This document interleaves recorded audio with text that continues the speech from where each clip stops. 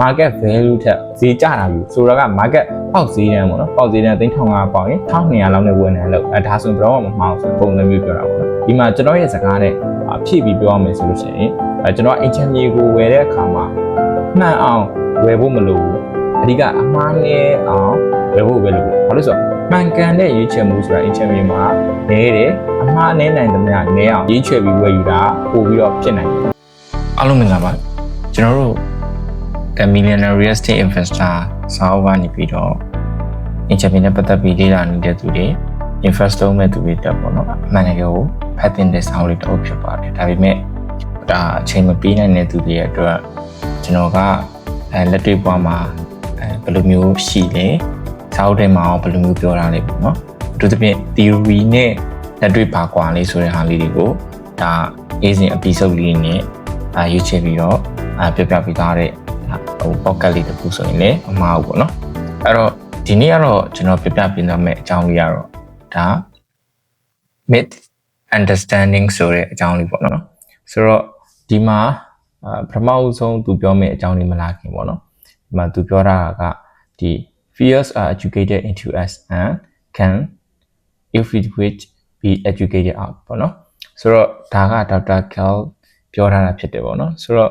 ့သူပြောတာလေးကစလုံးလေးကတိုးတယ်ဆိုပေမဲ့ကျွန်တော်တို့အတွက်တော်တော်လေးကိုစဉ်းစားကြရတယ်ရှိတယ်ပေါ့နော်အဲ့တော့အဲ့လားလေးကိုကျွန်တော်ပြပြပေးသွားမယ်ပေါ့နော်အရင်ဆုံးဒီဘယ်ဘက်ချမ်းမှာဒါသူ့ရဲ့ပုံလေးကိုကျွန်တော်ဒီ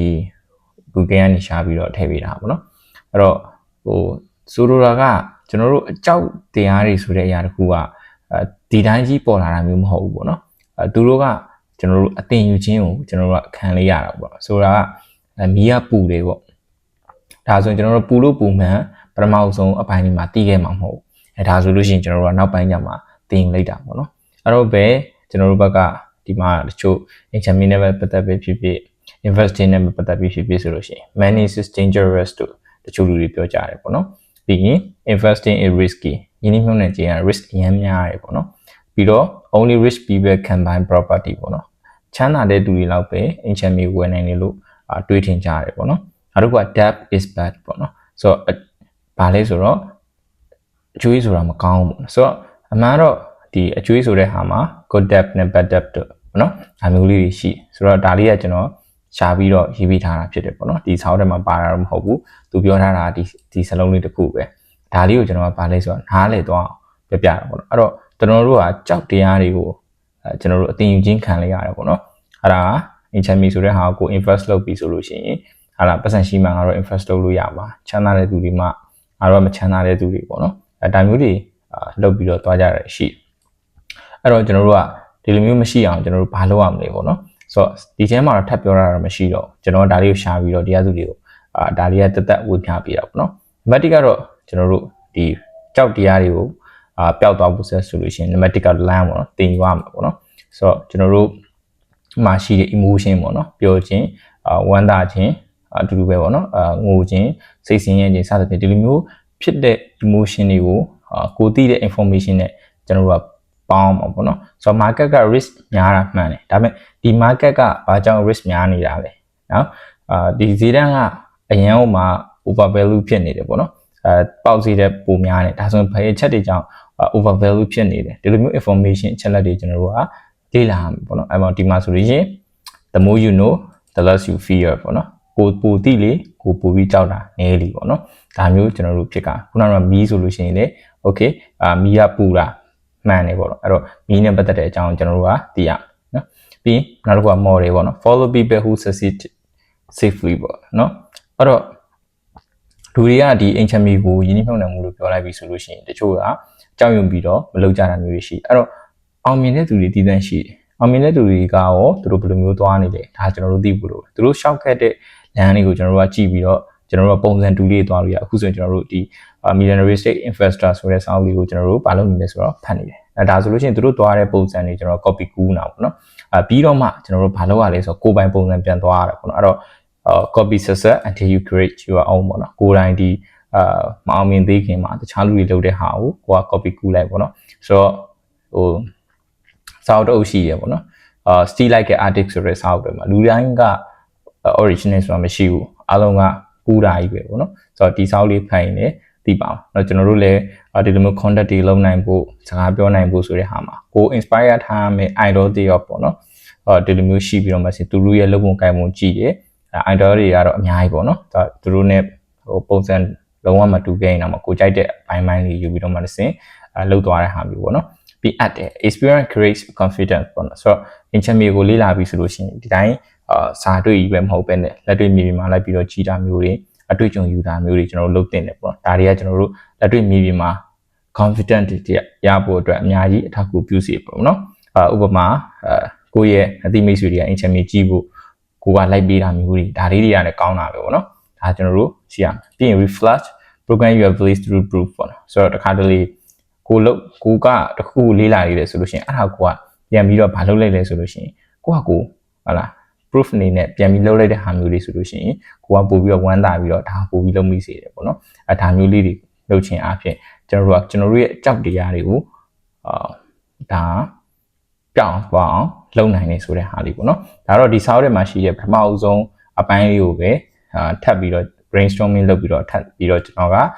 sharing လုပ်ပေးတာပေါ့နော်ဆိုတော့ကျွန်တော်ပြောခဲ့သလိုပဲလက်တွေ့မြေပြင်မှာအခြေအနေနဲ့ကိုယ်တိုင်ဒီမှာ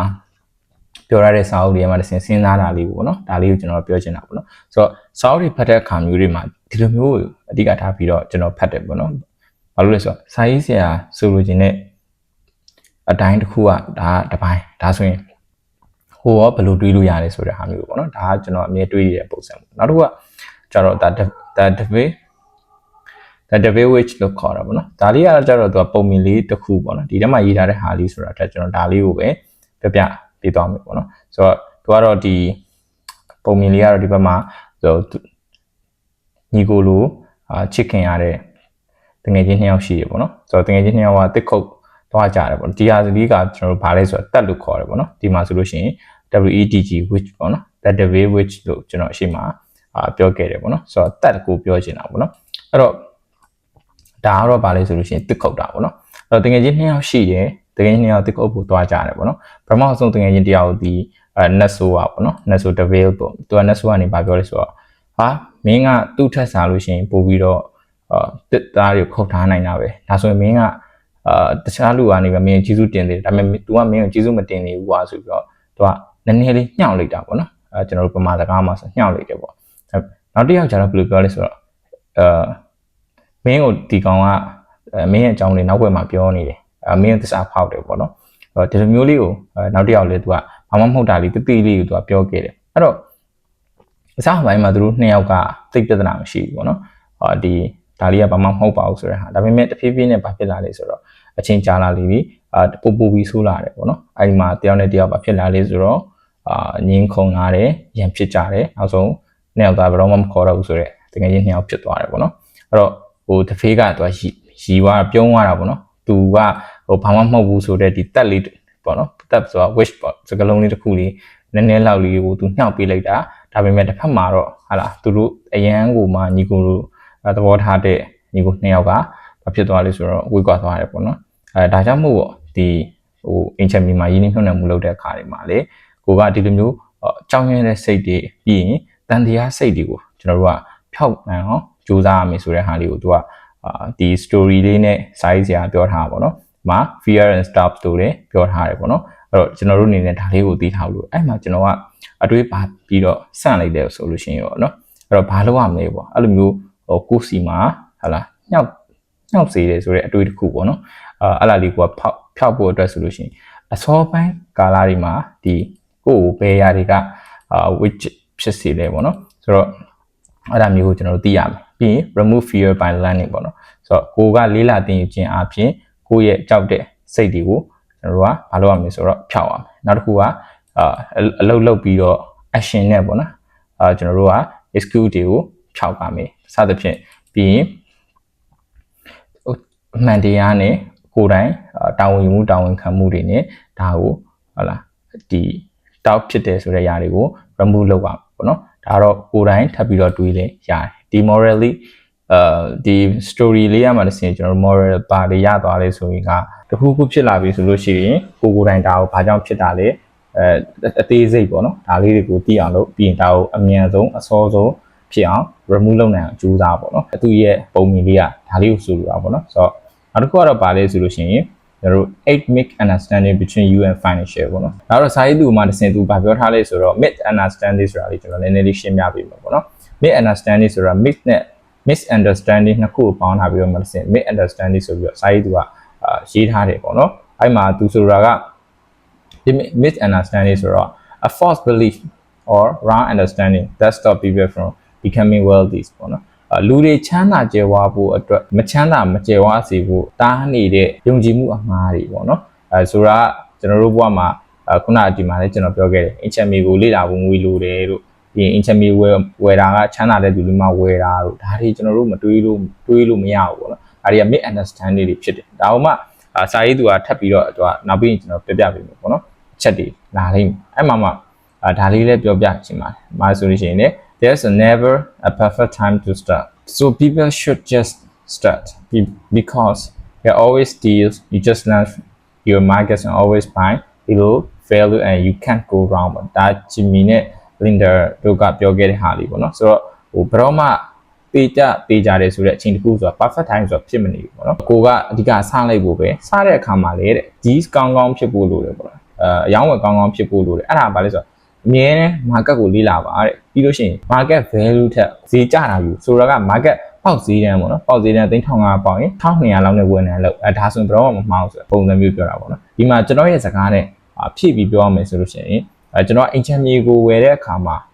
မှန်အောင်ဝယ်ဖို့မလိုဘူးအဓိကအမှားနဲ့အောင်ဝယ်ဖို့ပဲလိုတယ်ဘာလို့ဆိုတော့မှန်ကန်တဲ့ရွေးချယ်မှုဆိုတာအင်ချမ်မီမှာနဲတယ်အမှားနဲနိုင်သမျှနဲအောင်ရေးချွဲပြီးဝယ်ယူတာပို့ပြီးတော့ဖြစ်နိုင်တယ်ဒါကြောင့်အမြဲတမ်းအင်ချင်မီဝယ်တဲ့အခါမှာအမှားယွင်းနဲနိုင်သမျှနဲအောင်အဓိကထားပြီးတော့ပဲဝယ်ပါဆိုပြီးတော့ကျွန်တော်က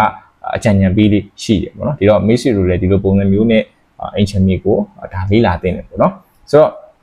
ဒီမှာတော့ဒီလူတွေနားလည်မှုလွဲနေတယ်ဆိုတဲ့ဒီအကြောင်းလေးတွေကိုသူက၈ခုရှိတာပေါ့နော်၈ခုရှိတာမှာပထမဆုံး3ခုက 3% mix ဆိုပြီးတော့ပါမယ်နောက်တစ်ခုက5 investing mix ဆိုပြီးတော့ပါမယ်ဒါလေးတွေတော့နောက်ထပ် episode တွေမှာကျွန်တော်တစ်ခုချင်းစီ sharing ပြုလုပ်ပေးသွားမှာဖြစ်ပါတယ်ဒါပြီးတော့ကျွန်တော်တို့နောက်ထပ် episode တွေမှာပြန်ပြီးတော့ဆုံတွေ့ပါမယ်ကျေးဇူးတင်ပါတယ်